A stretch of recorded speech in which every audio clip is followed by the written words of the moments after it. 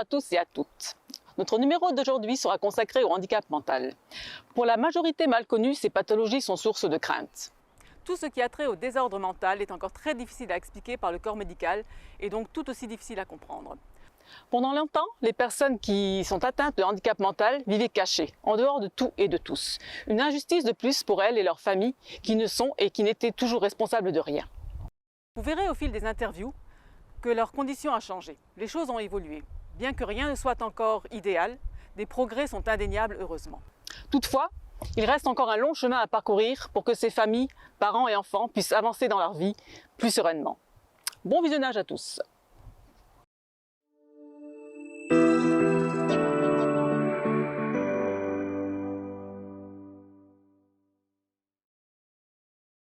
Alors, Ludovic Morinville, tu es un athlète de sport adapté, membre de l'équipe de France Trisomie 21 tennis de table, et tu comptes déjà 13 titres mondiaux à ton palmarès. C'est déjà incroyable. Oui. Donc, de quelle manière est-ce que tu as été amené à découvrir ce sport? J'ai participé aux Jeux paralympiques pour des athlètes de la Moselle. D'accord. Mais avant de commencer le tennis, est-ce que tu avais essayé d'autres sports? Non. Non, c'est tout de suite le tennis qui t'a Oui. plu. D'accord. Et tu as commencé à quel âge? À 24 ans. 24 ans. Et tu as quel âge maintenant? 31. Waouh, d'accord. Donc ça fait un sacré paquet d'années que tu es un sacré sportif. Alors, et donc tu as su tout de suite que c'était le tennis de table. Oui. Tu n'as pas essayé d'autres sports. D'accord. Est-ce que tu t'entraînes tous les jours? 3 fois par semaine, du 19h30 à 21h30. D'accord. Le lundi, mardi, jeudi. D'accord. C'est pas trop difficile? Ça prend pas trop de temps? Non. Non? Ça te plaît? Donc il n'y a pas de souci, quoi. D'accord. Donc tu n'en as jamais marre? Non. Ça se passe bien, c'est un plaisir, c'est un sport et c'est un plaisir. Oui. D'accord. Et par rapport à tout ce que tu as parcouru, les différents pays que tu as parcourus, par rapport à tous tes différents titres que tu as gagnés, donc je suppose que tu dois être fier, Oui. ta famille également, ce qui est tout à fait normal. Et une journée, ça se passe comment? Une journée d'athlète, quand tu vas à l'étranger? Je travaille la matinée. D'accord. Et le soir, je me fais à manger après par entraînement de lundi, mardi et jeudi. D'accord. Et tu es entouré de pas mal de monde, comment ça se passe? Pas mal de monde. Ouais, d'accord. Tu t'es fait des amis aussi au fur et à mesure de tous ces parcours, de tous ces Non, voyages? Alors en fait, mes équipiers de l'équipe de France, d'accord, qui travaillent à travers le monde. D'accord. Alors, Monsieur Morinville, vous êtes le papa de Ludovic. Donc, à partir de quel moment vous êtes-vous investi dans le monde du sport adapté et quelles sont vos constatations d'évolution au fil des années d'accompagnement de votre fils? Depuis que mon fils est sélectionné en équipe de France, dans la première équipe de France sport adapté tennis de table T21, je l'ai accompagné dans ses déplacements internationaux. À son égard, et je me suis donc totalement investi dans ce nouveau comité, et je me suis dit, ce qui se passe pour Ludovic, il n'y a pas de raison que ça ne se passe pas pour d'autres personnes qui sont en situation de handicap mental ou psychique. Donc j'ai créé avec une équipe de bénévoles, des amis, plus une équipe de personnes que j'avais rencontrées à cette époque-là. J'ai constitué donc une équipe que je pense dynamique du sport adapté en Moselle, et depuis août 2017, on œuvre bien évidemment pour développer et faire connaître le sport adapté sur la Moselle. Pouvez-vous nous dire s'il existe un brassage entre le sport valide et le sport adapté, même ponctuellement pour le plaisir du sport justement? Est-ce que c'est possible? Alors actuellement, pas au niveau compétitif, en tout cas pas au niveau départemental, pas au niveau de la Moselle, mais il est clair qu'au niveau des clubs sportifs, au niveau des entraînements, beaucoup de clubs, en tout cas ceux qui ont une section sport adapté, permet de faire des entraînements avec justement un brassage, comme vous dites, personnes en situation de handicap et personnes valides, entre guillemets. C'est ce qui est formidable d'ailleurs, parce qu'on se rend compte que finalement, les gens qui ont parfois des a priori se rendent compte qu'en fait, il est tout à fait possible qu'ils suivent, que ces personnes-là suivent un cursus normal, et que voilà, si on fait quelques adaptations, ils peuvent tout à fait participer à un entraînement normal, même si j'aime pas trop ce mot, mais voilà.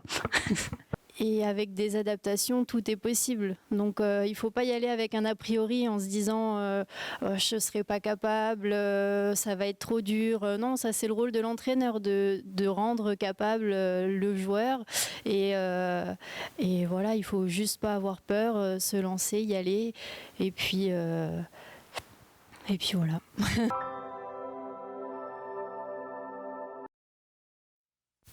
Alors pour des enfants, pour des familles qui aimeraient justement commencer une pratique d'un sport adapté, quelle est la démarche à suivre? Alors dans un premier temps déjà, ils peuvent se renseigner au niveau de leur structure parce qu'aujourd'hui en Moselle, quasiment toutes les structures nous connaissent. On a déjà fait beaucoup de partenariats avec la plupart d'entre elles. On organise régulièrement d'ailleurs des journées sport découvertes. S'ils veulent nous contacter par mail, des fois ça rassure aussi les personnes, ou alors directement par téléphone. Et enfin, sur notre site Facebook. Donc il paraît évident que la pratique du sport adapté apporte énormément aux personnes qui peuvent le pratiquer. Donc pouvez-vous nous en dire plus à ce sujet, s'il vous plaît? Oui, tout à fait. Alors, quand on parle de santé, il y a 3 versants importants. Déjà, il y a l'aspect physique, bien évidemment. Souvent, quand ils sont en foyer, en établissement, c'est vrai qu'ils ont tendance à se sédentariser. Le sport, ça permet de les faire bouger, de retrouver une certaine mobilité, de travailler tout ce qui est motricité fine, donc la coordination, toutes ces choses-là. Aussi, l'aspect psychologique, forcément.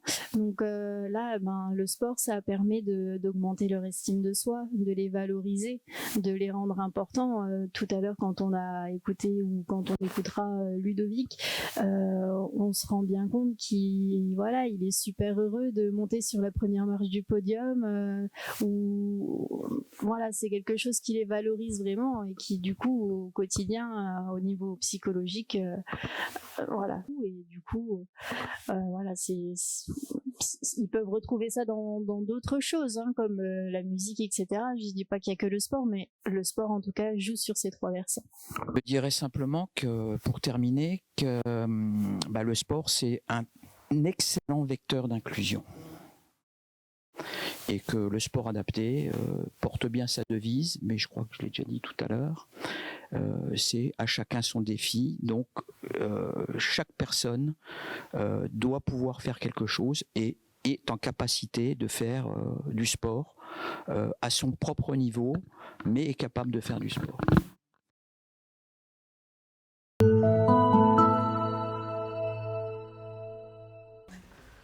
Bonjour Bastien, donc tu es un jeune homme de 21 ans. Oui. Donc j'aimerais savoir comment se passe une journée pour toi quand tu vas à l'IME. Qu'est-ce que tu fais du matin au moment où tu rentres chez toi à la maison? Quand tu es à l'IME, ça se passe comment? Ça se passe bien. Je suis en scolaire des fois. Je fais du bois, de la céramique, du sport et de la cuisine. Oui.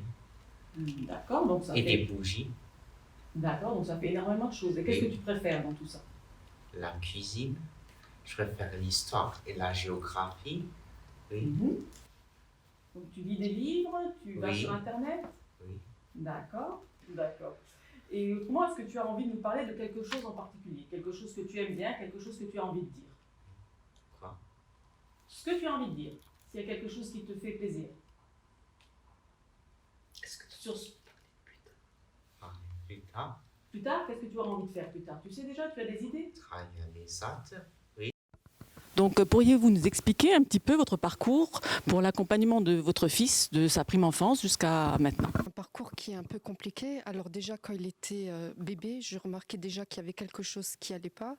Les médecins trouvaient que j'étais une mère anxieuse et que je m'en faisais beaucoup trop et qu'il n'y avait en fait pas lieu de s'affoler parce qu'ils lui faisaient des tests et sur certains tests, ils réussissaient et d'autres pas. Pour eux, c'était une chose après l'autre en fait.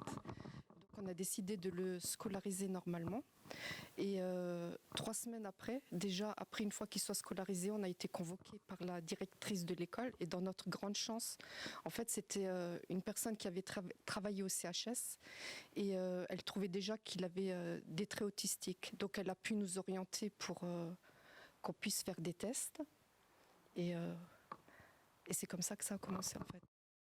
Passer à votre casquette donc, de membre de la FAUI. Donc, pourriez-vous déjà nous dire ce qu'est la FAUI, sa mission et quel y est votre rôle? FAI, c'est l'association familiale d'aide pour les enfants inadaptés. Alors inadaptés, je trouve pas que c'est joli, mais c'est plutôt la société qui n'est pas adaptée à eux. C'est une association qui existe depuis plus de 50 ans. Elle a été créée justement par des parents qui avaient des enfants avec une déficience intellectuelle et qui ne trouvaient pas d'endroit en fait, justement, qui soit adapté pour leurs enfants, pour les faire progresser, évoluer. Et au fur et à mesure des années, en fait, ils ont créé tous les établissements qui pouvaient les recevoir. Ça a commencé par l'IME, après les CESAD, les ESAT, en fait, au fur et à mesure de leur âge. Donc vous nous parliez des CESAD, des IME. Pourriez-vous nous décrire un petit peu à quoi cela correspond? Alors l'IME, c'est un institut médico-éducatif. Ça accueille les enfants en fait, de 6 ans jusqu'à normalement 20 ans, mais il y a des jeunes de 25 ans qui sont encore accueillis par l'IME, par manque de place pour la suite. Alors après, il y a aussi le CESAD, c'est un service d'accompagnement à domicile ou dans les écoles pour des enfants qui sont scolarisés. Après, ils ont aussi créé les ESAT, c'est un établissement de travail qui est à Sarreguemines, où ils font les bougies, du conditionnement, beaucoup de choses. Alors, tu me demandais si j'avais encore quelque chose à dire. Alors oui.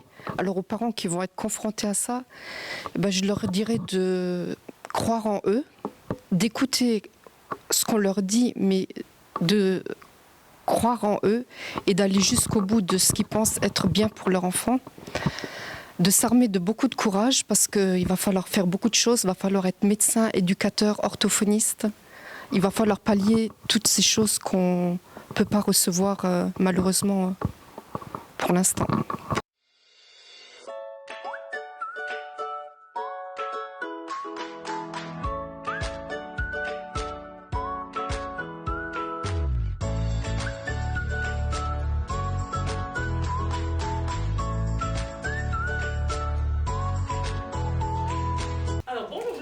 Tu es donc élève à l'IME. Est-ce que tu peux nous dire comment tu t'appelles? Jasmin. Jasmin, d'accord. Et tu as quel âge? 10 ans. 10 ans. Et est-ce que tu peux nous raconter un petit peu ce que tu fais dans la journée quand tu viens à l'école ici? Je prends mon goûter, je vais au petit coin, Ouais. je vais aux toilettes. Oui. Et ensuite, quand tu es dans ta classe, tu rejoins des camarades? Oui, Ouais. Et ça se passe comment? ça va. Ça va. Mais encore, tu sais, moi je veux des détails quand même. Raconte-moi un peu ce que tu fais une fois que tu es dans la classe. Je travaille sur les calculs. Waouh, super. Et quoi encore? Tu fais des calculs? Attends, je vous dis les détails. 2 plus 2 égale 4, Ouais, 4 super. plus 4 égale 6, 4 plus 4, c'est combien? 6, 8. Ah, bravo. Voilà. D'accord, et ensuite? J'aime bien chanter. Ah, super. Tu as fait des cours de chant alors?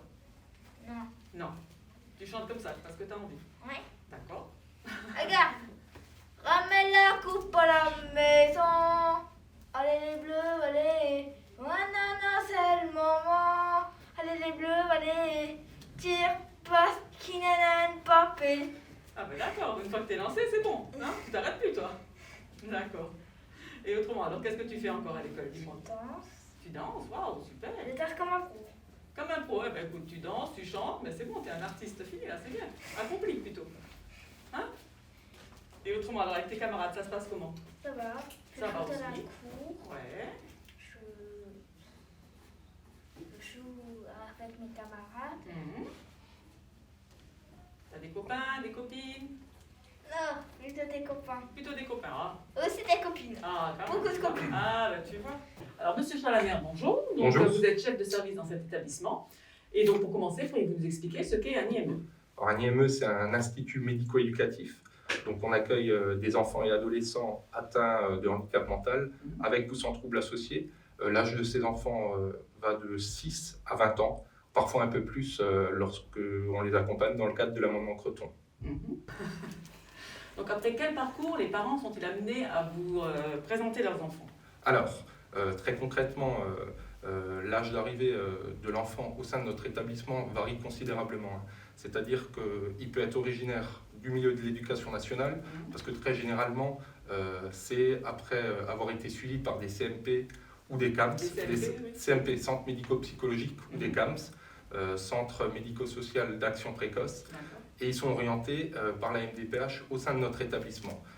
Généralement, ils arrivent à l'âge de 6 ou 7 ans, et c'est vraiment l'éducation nationale qui met en avant, enfin, c'est là où on repère les premières difficultés des enfants. Voilà.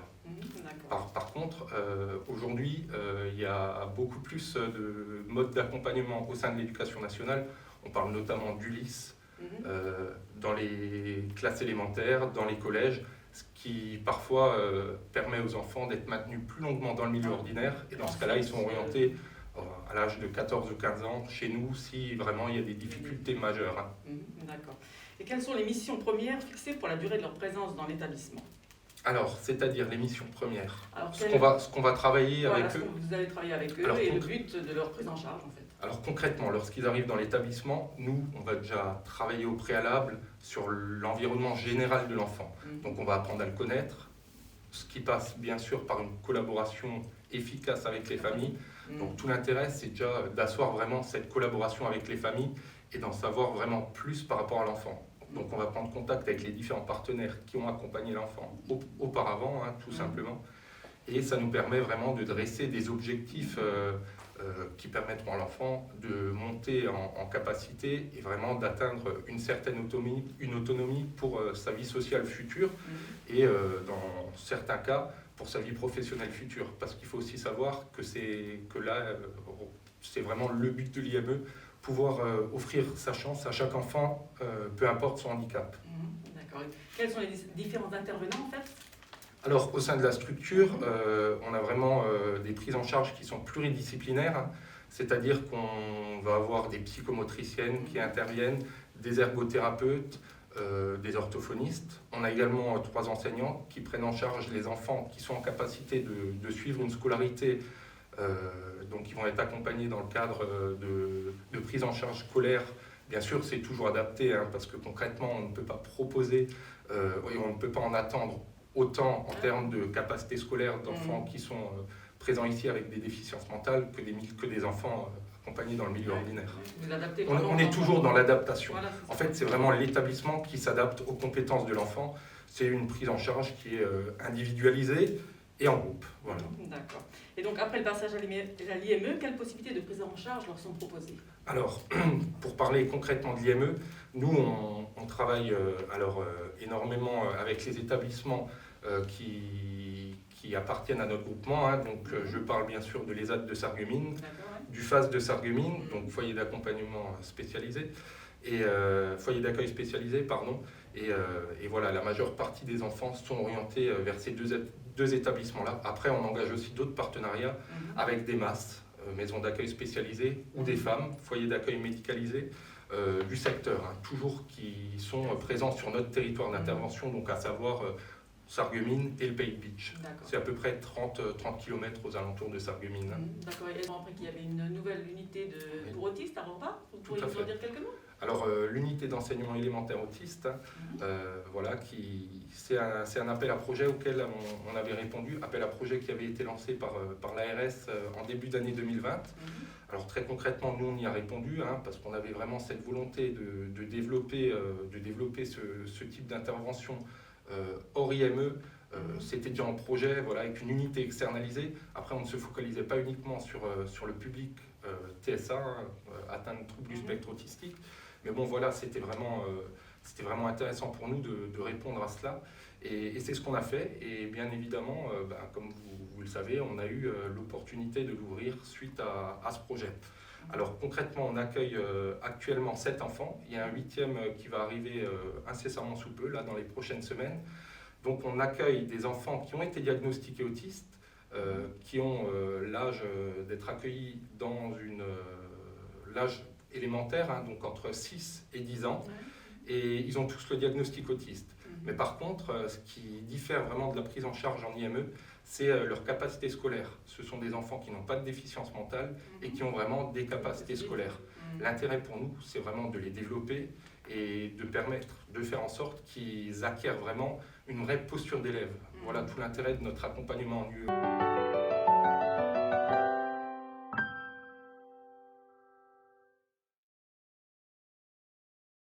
Bonjour Monsieur Langard de l'ESAT. Donc pourriez-vous en quelques mots définir la structure que vous représentez? Alors l'ESAT, plus précisément le pôle travail du GC3S dépend du groupement de coopération 3S. Ce groupement ramasse 2 associations de parents d'enfants inadaptés, la FEI de Sarreguemines et l'API de Sarrebourg. Dès lors qu'ils arrivent, sauf si leur choix est d'ores et déjà acté, nous leur proposons 3 activités à leur choix. Au cours du premier mois de leur venue à l'établissement, ils font chaque activité, menuiserie, espace vert ou encore sous-traitance.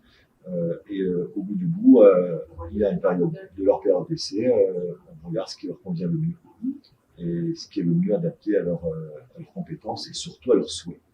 Nous établissons à ce propos un projet individualisé qui est un fil conducteur de leur parcours professionnel et de vie de notre établissement.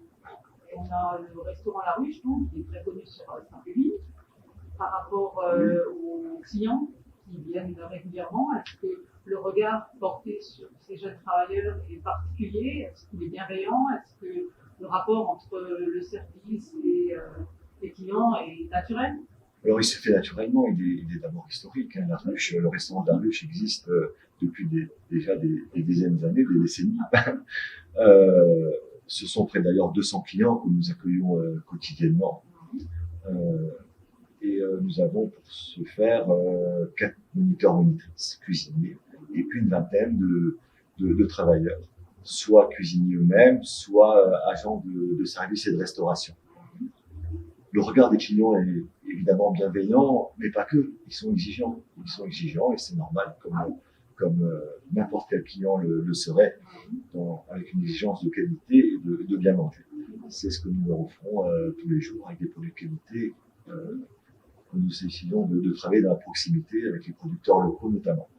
Ils n'ont pas des appréhensions particulières justement dans le fait qu'ils ont toujours été dans un cercle un peu fermé. Le fait de sortir de là, c'est quelque chose qu'ils apprécient, qui leur fait peur. Alors il y a un peu d'appréhension, alors pas si fermé que ça, puisque la restauration, comme vous le disiez, il y a une porosité très forte entre nos clients et nos équipes et les travailleurs, puisque le restaurant La Ruche fonctionne comme un restaurant ordinaire. Avec les mêmes exigences de qualité et d'accueil. Ils ont un peu d'appréhension. Puis notre travail aussi consiste à bien les accompagner, à bien faire en sorte que les conditions d'accueil chez le restaurateur, qui est d'ailleurs bienveillant. Eh bien, j'espère que ce documentaire vous aura intéressé et qu'il vous mènera vers des discussions, des échanges entre amis, collègues, familles, tous ceux qui en auront envie. À très bientôt.